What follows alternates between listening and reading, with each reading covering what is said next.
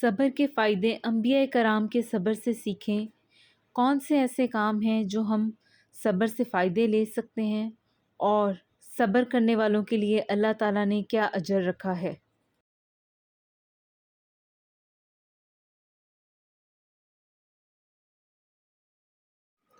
السلام علیکم ورحمۃ اللہ وبرکاتہ۔ آج میں آپ سے جس موضوع پہ بات کرنے والی ہوں وہ ہے صبر اور برداشت۔ صبر، خود کو غصے سے روک لینا، برداشت کر لینا، ٹھہر جانا، کسی برے ری ایکشن سے خود کو روک لینا، یہ سب چیزیں صبر میں آتی ہیں۔ اور آج اس ٹیکنالوجی کے دور سے ہم گزر رہے ہیں، بدقسمتی سے جس چیز کی سب سے زیادہ کمی آ رہی ہے وہ ہے پیشنس، صبر اور اس کے بعد برداشت۔ ان چیزوں کی بہت کمی ہے۔ کچھ لوگ کہتے ہیں کہ جو ہے وہ مجھ سے غلط بات برداشت نہیں ہوتی، تو بات تو غلط ہی برداشت کی جاتی ہے، اچھی باتیں برداشت نہیں کی جاتی، وہ تو اچھی لگتی ہیں نا، دل کو خوش کر دیتی ہیں۔ تو بری ہی چیزوں پہ اور برے ہی جو ہے وہ ریئیکشنز پہ خود کو روک لینا جو ہے نا وہ اصل بہادری ہے۔ اور وہ شخص اصل بہادر ہے جو اپنے غصے میں بھی کیا ہے، خود کو قابو کر کے رکھے۔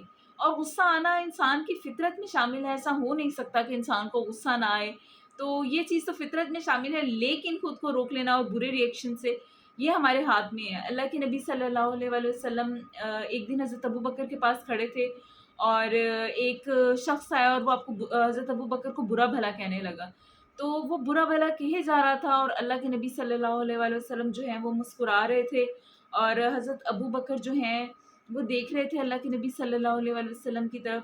اور پھر جب ان کی برداشت کی حد ختم ہوئی تو حضرت ابوبکر نے بھی اس کو جواباً جو ہے وہ کہا، تو جب انہوں نے کہا تو اللہ کے نبی صلی اللہ علیہ وآلہ وسلم کے چہرے کے تاثرات بدلے، اور آپ واپس مڑے اور وہاں سے چلے گئے۔ تو حضرت ابوبکر نے کہا کہ اللہ کے نبی صلی اللہ علیہ وآلہ وسلم، جب تک تو وہ شخص مجھے برا کہہ رہا تھا تو آپ وہاں کھڑے تھے، آپ موجود تھے، اور اب جب میں نے اس کو جواب دیا ہے تو آپ وہاں سے آ گئے ہیں، یہ کیا ماجرا ہے، یہ کیا بات ہے؟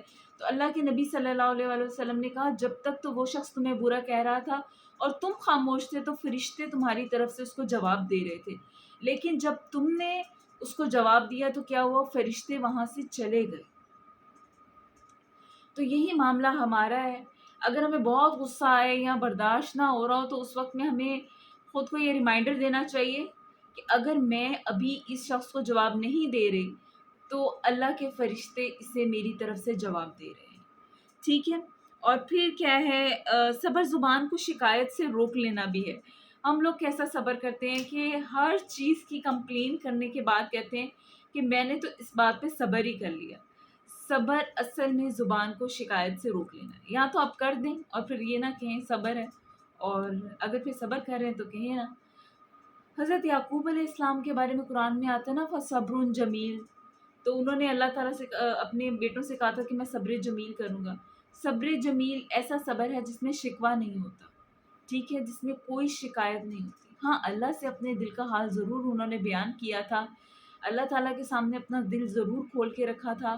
اور پھر آپ اللہ کے نبی صلی اللہ علیہ وآلہ وسلم کی زندگی دیکھیں کہ اللہ کے نبی صلی اللہ علیہ وآلہ وسلم کی درگزر کو دیکھیں کہ اللہ کے نبی صلی اللہ علیہ وآلہ وسلم کو کفار مکہ نے کون کون سی تکلیفیں ہیں جو نہیں دی تھیں، کس قدر ستایا، کس قدر پریشان کیا، راستے میں کانٹے بچھا دینا، نماز پڑھ رہے ہوتے تھے تو اونٹ کی اوجری لا کر پیٹھ پر لاد دی جاتی تھی، ہر طریقے سے ان کو اذیت دی گئی، اور اللہ کے نبی صلی اللہ علیہ وآلہ وسلم کو اس قدر مجبور کیا کہ ان کو مکہ سے جانا پڑا، اور کس قدر غمزدہ دل سے وہ جو ہے اپنا ہوم ٹاؤن اللہ کے نبی صلی اللہ علیہ وآلہ وسلم نے چھوڑا، اور اللہ کے نبی صلی اللہ علیہ وآلہ وسلم چل رہے تھے اور فرما رہے تھے کہ مجھے مکہ سے محبت ہے۔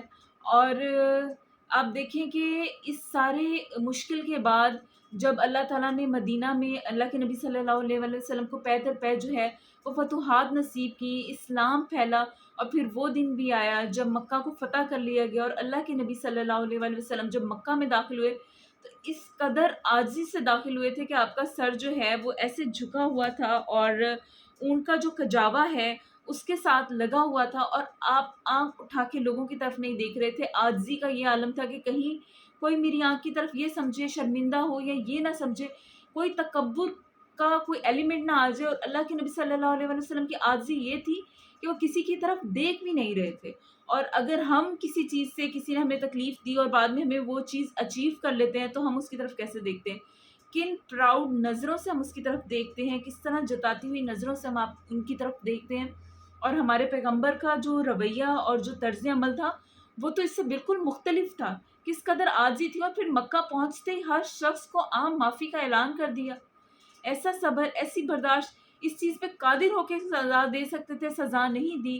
ہاں بہرحال جو ہے وہ حضرت حمزہ کو جنہوں نے شہید کیا تھا ان سے ضرور کہا کہ تم جو ہے وہ میرے سامنے مت آیا کرو, مجھے میرے چچا یاد آتے ہیں.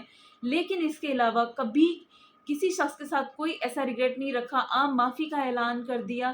اور آپ دیکھیں کس تکلیفوں سے وہ نکلے تھے. اور اسی طرح اگر ہم دیکھتے ہیں کہ حضرت ابراہیم, ان کا جو صبر ہے, حضرت ابراہیم کو جب ان کے والد نے وہاں سے نکالا, ہمارے والدین ہمیں نکال تو نہیں رہے, پھر بھی ہماری کتنی شکوے شکایتیں ہوتی ہیں اور کتنی باتوں پہ ہم کہتے ہیں ہم تو اس بات کے لیے معاف ہی نہیں کریں گے انہیں.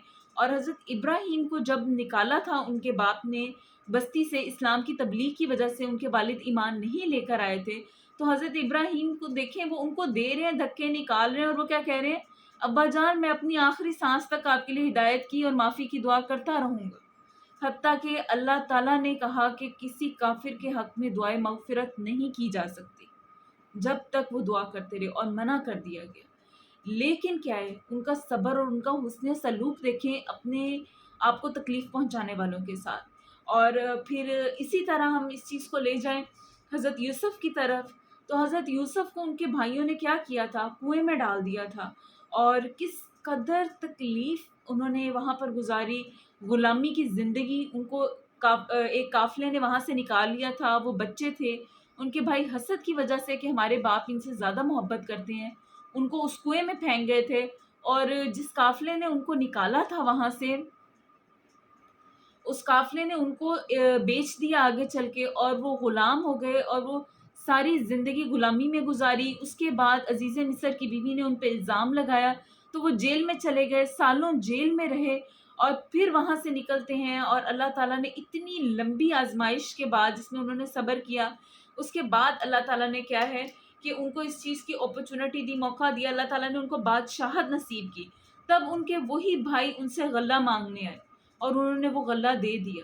اور پھر جس وقت ان کو پتا چلا کہ یہ حضرت یوسف ہیں, اور حالانکہ وہ سامنے بیٹھ کے, ان کو نہیں پتا تھا کہ عزیز مصر اس ٹائم جو ہیں وہ حضرت یوسف علیہ السلام ہے, تو وہ ان کے سامنے بیٹھے کہہ رہے تھے کہ ہمارا ایک بھائی تھا جو چور تھا, اس پر بھی صبر کیا. اور پھر جب ان کو پتا چلا یہ حضرت یوسف ہیں تو وہ سب جھک گئے ان کے سامنے, معافی مانگی. اور اس پر بھی انہوں نے کیا کہا کہ شیطان نے میرے اور تمہارے درمیان جھگڑا کرا دیا تھا, میں نے معاف کیا. میں سوچ رہی تھی انہوں نے اپنے بھائیوں کو بلیم نہیں کیا, محبت دیکھیں, درگزر دیکھیں. کہہ رہے ہیں کہ میرے اور تمہارے درمیان شیطان نے جھگڑا ڈال دیا, شیطان کو بلیم کر رہے ہیں کہ تم تو یہ نہ کرتے اگر تمہیں شیطان نہ بہکاتا. کس قدر اعلیٰ درجے کی درگزر ہے, کس قدر اعلیٰ درجے کا صبر ہے. تو یہ چیزیں ہم لوگوں کی سیکھنے کی ہیں. اور پھر حضرت ہاجرہ, حضرت ابراہیم علیہ السلام کے گھرانے کی جو صبر کی داستان ہے اور جو ان کے احسان ہیں اس امت پہ, ہم تو وہ چکا ہی نہیں سکتے ہیں. حضرت ہاجرہ حضرت ابراہیم علیہ السلام کی جو ہیں وہ زوجہ ہیں, بیوی ہیں, اور حضرت اسماعیل علیہ السلام جو ہیں وہ حضرت ہاجرہ کے بیٹے ہیں. اور جب حضرت اسماعیل پیدا ہوئے تو حضرت ابراہیم کی یہ جو اولاد تھی حضرت اسماعیل, یہ بہت بزرگی میں اور سالوں کے انتظار کے بعد ان کو ملی تھی. تو اللہ تعالیٰ نے کہا کہ فلاں جنگل بیابان میں اپنی اولاد کو چھوڑا. حضرت ابراہیم نے اپنے بیٹے کو ساتھ لیا, اپنی بیوی کو ساتھ لیا, اور وہ اس ٹائم دودھ پیتے بچے تھے, اور مکہ کی وادی میں لے آئے جہاں پر اس ٹائم کوئی چیز نہیں تھی, صحرا اور بیابان تھا, اور وہاں لا کر ان کو چھوڑا اور خود واپس مڑ کے جانے کے لیے چلنے لگے. حضرت ہاجرہ ان کے پیچھے آنے لگی, ان سے کہتی کہ آپ ہمیں بتائیں تو صحیح, آپ ہمیں کن کے حوالے کر کے جا رہے ہیں. تو حضرت ابراہیم چلتے جا رہے ہیں, تو حضرت ہاجرہ نے ان سے 2 بار 3 بار پوچھا, اور پھر حضرت ہاجرہ نے کہا کہ یہ تو پیغمبر ہیں, یہ تو کوئی بھی کام ایسا کر ہی نہیں سکتے جس میں اللہ کی اجازت نہ مطلوب ہو تو یا اللہ کی اجازت نہ دی گئی ہو، تو پھر حضرت حاجرہ نے پوچھا کیا اللہ کا حکم ہے؟ اور حضرت ابراہیم نے سر ہلایا تو حضرت حاجرہ نے کہا کہ اگر میرے رب کا حکم ہے تو میں یہیں پر ہوں گی، میں اپنے رب کی فرما بردار ہوں، اور وہ وہیں پر رک گئی۔ لیکن کیا ہے، ایک ماں تو تھی نا، اور ماں اپنی اولاد کے لیے سب کچھ کر لیتی ہے۔ اور جب حضرت اسماعیل کو بھوک لگی اور وہ ایڑیاں رگڑ رگڑ کے رونے لگے، تو وہ بے چینی سے صفا اور مروہ کے درمیان دوڑتی تھیں کہ کہیں سے پانی ملے یا کچھ ملے تو میں ان کو دوں۔ کبھی آتی اور اپنا لاب دہن جو ہے وہ ان کے منہ میں ڈالنے کی کوشش کرتی، لیکن کیا ہے، اتنا صحرا اور خشک سالی تھی کہ ان کو خود بہت ضرورت تھی اس ٹائم پانی کی۔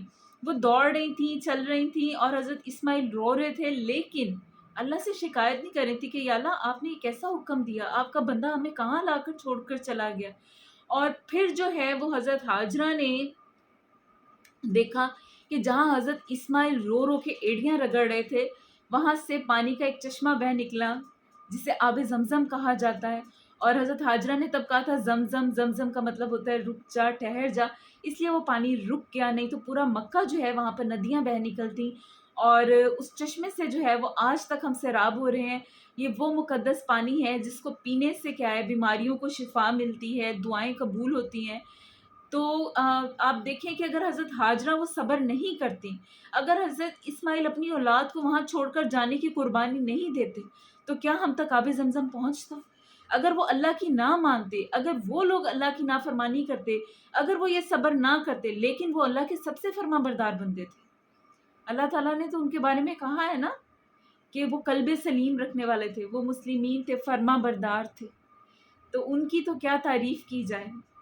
اور حضرت اسماعیل اور حضرت حاجرہ جو ہیں، ان کی صبر کی ایک علیحدہ ہی داستان ہے کہ آپ دیکھیں ہمارے بچے آج چھوٹی چھوٹی بات پہ کیسے کمپلینس کر رہے ہوتے ہیں، لڑ رہے ہوتے ہیں پیرنٹس کے ساتھ، اور حضرت حاجرہ جو ہیں انہوں نے کیسی ایک سنگل مدر ہو کے، سنگل پیرنٹ ہو کے، کیسی حضرت اسماعیل کی جو ہے وہ تربیت کی تھی کہ حضرت ابراہیم جو ہیں وہ اس کے بعد جب آئے تو اس ٹائم حضرت اسماعیل کی عمر کچھ 7 سال کے لگ بھگ تھی، اور حضرت اسماعیل کو کہا کہ میں نے خواب میں دیکھا ہے کہ اللہ تعالیٰ نے مجھے حکم دیا ہے کہ میں تمہیں ذبح کر دوں۔ اور حضرت اسماعیل کیا کہہ رہے ہیں کہ یہ تو نہیں کہا کہ پہلے ساری زندگی ہمیں پوچھا نہیں، صحرا میں چھوڑ کر چلے گئے مجھے اور میری ماں کو، تو اب آئے ہیں تو میری جان لینے کے لیے تیار ہو کر آئے ہیں؟ نہیں، آپ دیکھیں اس عورت کی تربیت اور حضرت اسماعیل کا صبر اس عمر میں، کہ حضرت اسماعیل کیا کہتے ہیں، حضرت اسماعیل کہتے ہیں کہ ابا جان اگر آپ کو یہ حکم ملا ہے اور اللہ تعالیٰ کا یہ حکم ہے تو میں بالکل تیار ہوں۔ اور پھر اس پہ اللہ نے کیا کیا، دمبا بھیجا تھا، جو ہم بڑی عید پہ گوشت کھاتے ہیں، قربانیاں کرتے ہیں، خوشیاں مناتے ہیں، یہ موقع بھی ہمیں ان کے گھرانے کے صبر کی وجہ سے ملا۔ اگر وہ یہ صبر نہیں کرتے، اگر وہ یہ قربانی نہیں کرتے، تو ہمیں بھی یہ چیز جو ہے وہ نہیں ملتی۔ تو ہر چیز جو ہے نا وہ تبھی ملتی ہے جب انسان صبر کرتا ہے، اور صبر ہمیشہ صدمے کی پہلی چوٹ پہ ہوتا ہے، شکوے شکایتوں کے بعد نہیں ہوتا۔ اچھا، مثال کے طور پر اگر آج آپ یہ بات سن رہے ہیں اور کسی زندگی کے ایسے مقام کو سوچ رہے ہیں جس میں آپ صبر کر سکتے تھے لیکن آپ نے صبر نہیں کیا، تو پھر آپ کیا کریں گے؟ اللہ تعالیٰ سے دعا کریں کہ یا اللہ مجھے صبر عطا کریں، میں نے اس وقت جو کیا مجھے آج صبر عطا کریں، تو بھی ایسا ہی صبر کا اجر ملے گا جیسے صدمے کی پہلی چوٹ پہ ملتا ہے۔ صبر کے بارے میں اللہ تعالیٰ کیا کہتے ہیں کہ صبر کرنے والوں کے لیے کیا ہے، بے حساب اجر ہے۔ اور جب اللہ تعالیٰ انلمیٹڈ اجر کا جو ہے وعدہ کرتے ہیں، تو اللہ کا انلمیٹڈ ہمارے انلمیٹڈ کی طرح نہیں ہوتا، وہ واقعی بے حساب اور بے شمار ہے، ہم لوگوں کی سوچ سے بھی اوپر بڑھ کے صبر کرنے والے کے لیے اجر ہے، کیونکہ اللہ تعالیٰ کہہ رہے ہیں میں اس کو بے حساب لوں گا۔ میرا کاؤنٹ تو، میری چیزیں تو کاؤنٹ ہو سکتی ہیں 100,000 اور کتنے بھی 10، کچھ بھی کاؤنٹ کر سکتے ہیں، لیکن اللہ تعالیٰ کا انلمیٹڈ تو انسان کے پاس کوئی پیمانہ ہی نہیں ہے جس سے جج کر سکے کہ اللہ تعالیٰ کا صبر کیا ہے۔ اور ہم لوگوں کے بچوں میں صبر نہ ہونے کی سب سے بڑی وجہ ہے کہ ہمارے بچوں کا ہیرو آج کون ہے؟ اسپائڈر مین ہے۔ ہر ماں اپنے بچے کو اس کی کہانیاں سناتی ہے، بچے ان کی موویز شوق سے دیکھتے ہیں۔ کیوں ہمارے بچوں کے ہیرو حضرت علی نہیں ہے؟ کیوں ہمارے بچوں کے ہیرو حضرت عمر نہیں ہے؟ کیوں ہمارے بچوں کے ہیرو حضرت خالد بن ولید نہیں ہے؟ ہم نے ان کی لائف سٹوریز کو کیوں پورٹری نہیں کیا اپنے بچوں کے سامنے؟ اللہ تعالیٰ کے نزدیک جو معززین کی پہچان ہے وہ صبر ہے، اور جو کچھ صبر میں ملتا ہے وہ ویسے نہیں ملتا، اور اگر ہم زندگی میں سیکریفائس کر لیں کہیں نہ کہیں تو اس صبر اور برداشت پہ اللہ تعالیٰ بہترین انعام دیتے ہیں. جیسے اللہ کے نبی صلی اللہ علیہ وآلہ وسلم نے جب مکہ والوں کی تکلیفیں برداشت کیں اور مدینہ گئے تو اللہ تعالیٰ نے مکہ ان کو فتح کر دیا اور ان کے صبر کا وہ انعام دیا جو بہترین بدلہ تھا. اور اللہ تعالیٰ اپنے بندوں کو بہترین دینے والے ہیں. بس اللہ تعالیٰ سے دعا ہے کہ اللہ تعالیٰ جو ہے وہ ہمیں ہر حال میں اپنا شکر گزار بنائے، الحمدللہ کہنا والے بنائیں، اور جو بھی مشکل اور دشواری ہو ہماری زندگی میں لوگوں سے کمپلینس اور شکوے نہیں کریں، بلکہ اللہ تعالیٰ کے پاس جائیں، اللہ تعالیٰ سے بات کریں، یا اللہ یہ ہو گیا، میرے ساتھ یہ مسئلہ ہو گیا. اللہ تعالیٰ کو اپنے غم بتائیں. اللہ تعالیٰ بہترین سننے والے ہیں، اللہ تعالیٰ بہترین پلانر ہیں. اللہ تعالیٰ آپ کے لیے بہترین راستہ نکالیں گے. اور ایک چیز اور کہ جہاں پر آپ انفرادی طور پہ خود اپنے صبر کے اوپر کام کریں، ایک بات یاد رکھیں کہ کہیں آپ لوگوں کو وہ تکلیفیں دینے والے نہ بن جائیں جن پر لوگ صبر اور برداشت کا مظاہرہ کریں. ہم اپنی ذات پہ تو صبر کر لیتے ہیں، لیکن ہم بعض اوقات ایسی چیزیں اور ایسے کام اور اس طرح کی چیزیں کر رہے ہوتے ہیں جس سے ہم دوسروں کو اذیت اور تکلیف دے رہے ہوتے ہیں. ہمیں اس کا اندازہ نہیں ہوتا ہے، ہم صرف اس ٹائم خود کو بہتر اور اچھا سمجھ رہے ہوتے ہیں. تو اس چیز کے اوپر ضرور کام کریں. اللہ تعالیٰ ہم سب کو بہترین صبر کرنے والا بنائے. اللہ تعالیٰ ہم لوگوں کو جو ہے وہ شکوے شکایتیں کرنے والا نہیں، الحمدللہ کہنے والا مومن بنا دے. اور اللہ تعالیٰ مجھ سے اور آپ سب سے راضی ہو. سبحانک اللہم و بحمدک، اشہد ان لا الہ الا انت، استغفرک و اتوب الیک. السلام علیکم ورحمۃ اللہ وبرکاتہ.